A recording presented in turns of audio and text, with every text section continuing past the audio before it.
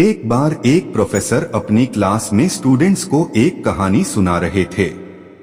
तो वो कहानी इस तरह की थी कि एक समुद्र में बड़ा जहाज जा रहा था और बहुत सारे यात्री उस पर सवार भी थे। अचानक से एक एक्सीडेंट होता है, एक दुर्घटना होती है और जहाज खराब हो जाता है। जहाज का कैप्टन ये अनाउंस करता है कि सारे यात्रियों को फटाफट से ये जहाज खाली करना होगा क्योंकि यह डूबने वाला है। फिर लाइफ बोट जो है उस पर सवार होने के लिए लोगों की भीड़ लग जाती है।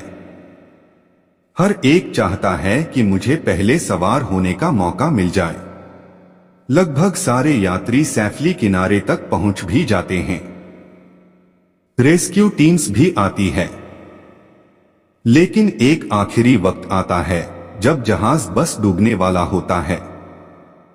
सिर्फ एक ही लाइफ बोट बची होती है, लेकिन जहाज पर 2 लोग थे। एक शादीशुदा जोड़ा था जो जहाज पर ही रह गया था। उन दोनों में से जो पति होता है वह अपनी बीवी को जोर से धक्का देता है जहाज की तरफ और खुद कूदकर लाइफ बोट पर बैठ जाता है और किनारे की तरफ जब जा रहा होता है, जब जहाज डूब रहा होता है जिस पर वह पत्नी खड़ी होती है, वह चिल्लाती और अपने पति से कुछ कहती है। तो प्रोफेसर ने अपनी कहानी बीच में रोक करके बच्चों से पूछा कि क्या लगता है क्या कहा होगा। मोस्टली ने जवाब दिया कि सर उसकी पत्नी ने कहा होगा आई हेट यू, मैं तुमसे नफरत करती हूं। मैंने इतना प्यार किया लेकिन तुमने धोखा दिया, ये सब कहा होगा सर। हो सकता है कहा हो कि तुम बड़े सेल्फिश हो, मतलबी निकले हुए हो।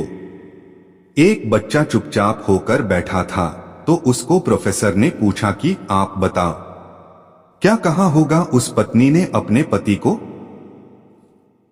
उस बच्चे ने कहा कि हो सकता है पत्नी ने अपने पति से कहा हो कि हमारी बच्चों का ख्याल रखना। प्रोफेसर चौंक गए और कहा सही जवाब है, लेकिन तुम्हें कैसे पता? तुमने कहानी सुन रखी थी क्या? लड़के ने कहा नहीं सर, मैंने कहानी नहीं सुनी रखी थी। मेरी बीमार माँ भी जब अपने जीवन के आखिरी सांस ले रही थी तो मेरे पिता से यही कहा था कि हमारे बच्चे का ख्याल रखना। प्रोफेसर दुखी हुए। फिर उन्होंने कहा कि आपकी बात सही है, उस पत्नी ने अपने पति से यही कहा था कि हमारे बच्चों का ख्याल रखना। उन्होंने कहानी आगे बढ़ाई। उन्होंने कहा कि उस जहाज पर जो महिला बची थी वह जहाज बस डूब गया और महिला की मौत हो गई।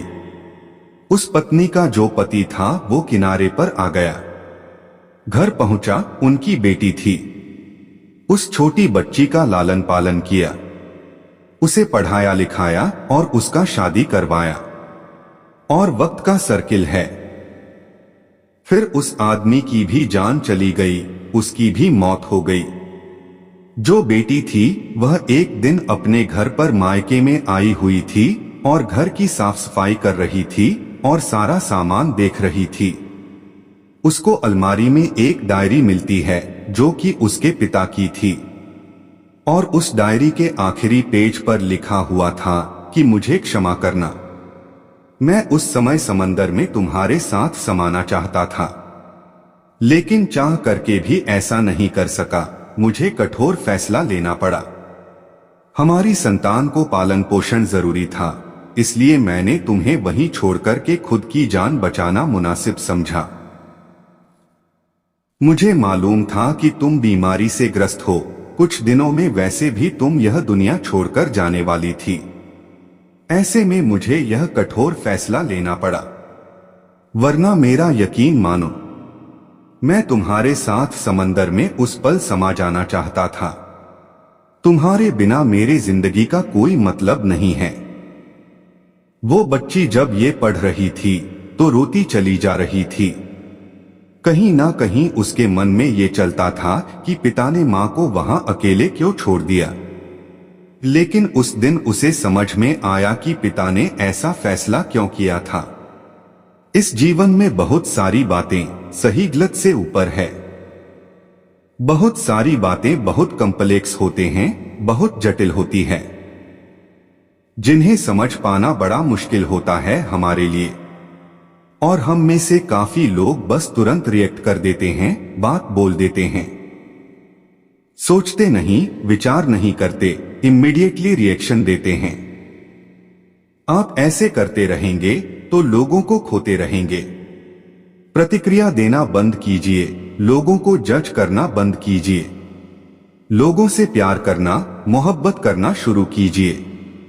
एक बुजुर्ग ने कहा था कि मुझे चुप रहने पर कभी अफसोस नहीं हुआ, हमेशा बोलने पर अफसोस हुआ है। इसीलिए हमको हमेशा सोच समझकर ही रिएक्ट करना चाहिए और बोलना चाहिए। तो दोस्तों, इस प्रकार ये कहानी समाप्त होती है। मैं आशा करता हूं कि आपको ये कहानी पसंद आई होगी, और यदि आप इस चैनल HN कहानियां पर नए हैं तो चैनल को सब्सक्राइब कर वीडियो को लाइक एवं शेयर जरूर करें। और आपको इस कहानी से और क्या क्या सीख मिली है, कमेंट बॉक्स में जरूर बताएं। धन्यवाद।